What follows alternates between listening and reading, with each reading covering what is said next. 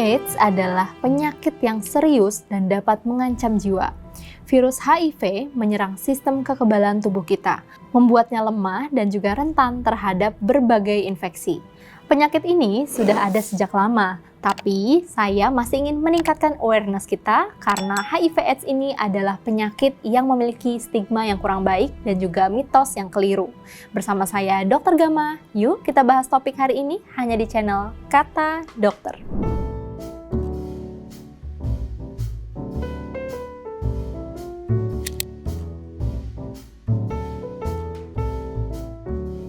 HIV dan AIDS adalah dua istilah yang sering digunakan secara bergantian, tapi sebenarnya memiliki makna yang berbeda.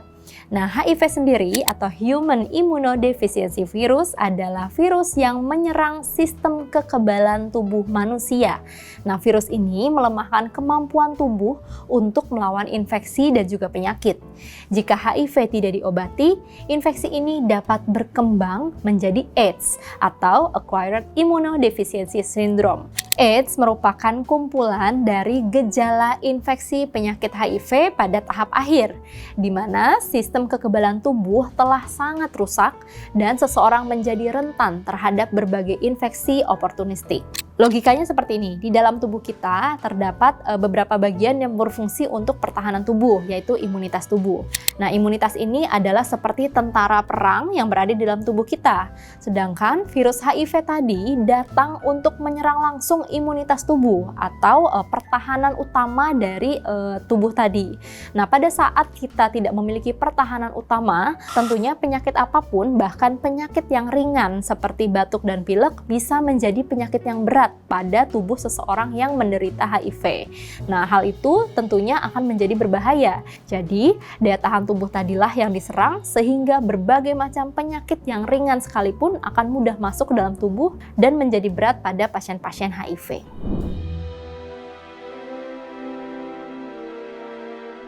Seseorang dapat terinfeksi HIV melalui beberapa cara, seperti berhubungan seksual yang tidak aman, kemudian melalui kontak darah, baik lewat jarum suntik maupun tindakan medis.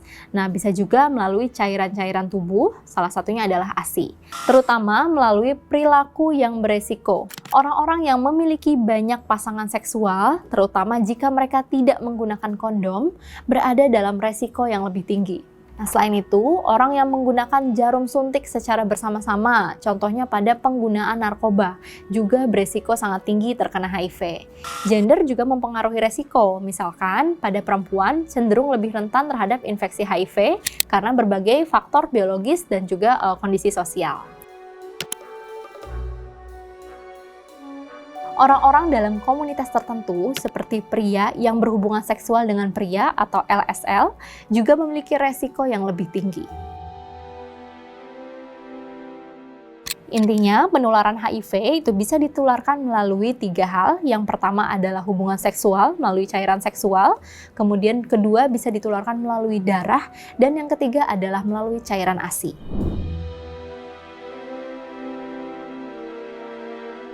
Baik, jadi sebenarnya penyakit HIV sendiri tidak menimbulkan gejala yang spesifik ya pada awal-awal.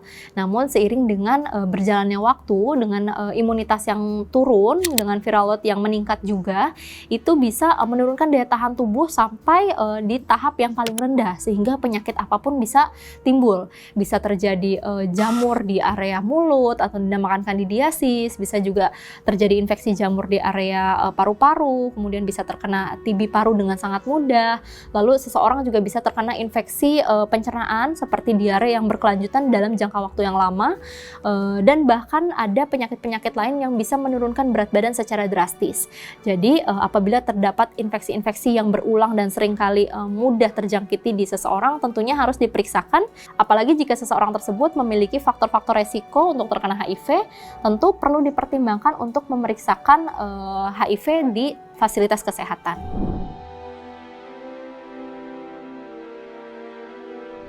Salah satu alasan utama adalah dampaknya pada sistem kekebalan tubuh, ditandai dengan parameter pemeriksaan CD4. Nah, ketika sistem kekebalan tubuh melemah, tubuh tidak dapat melawan infeksi dan penyakit. yang dapat mengakibatkan kondisi kesehatan yang serius dan bahkan kematian. Selain itu, stigma dan diskriminasi yang sering dihadapi oleh pasien-pasien HIV atau AIDS juga membuat mereka sulit untuk mendapatkan perawatan dan dukungan yang dibutuhkan. Nah, pasien-pasien HIV/AIDS sendiri kondisinya bisa menjadi buruk atau parah bukan karena virus HIV-nya sendiri, tapi karena infeksi oportunistik atau infeksi sekunder yang menjangkit pada saat imunitasnya berada di tahap yang sangat rendah. Jadi infeksi-infeksi yang terus-terusan datang pada tubuh seorang yang menderita HIV itulah yang akan menyebabkan komplikasi serius pada beberapa organ, bahkan jika tidak diobati akan menyebabkan kematian. Tentunya hal tersebut bisa dikontrol dengan obat-obatan antiretroviral atau ARV yang bisa mengendalikan jumlah dari virus di dalam tubuh. Meskipun tidak spesifik menyembuhkan 100% dari HIV, namun obat-obatan ARV tersebut bisa membuat pasien-pasien HIV/AIDS memiliki imunitas yang lebih stabil.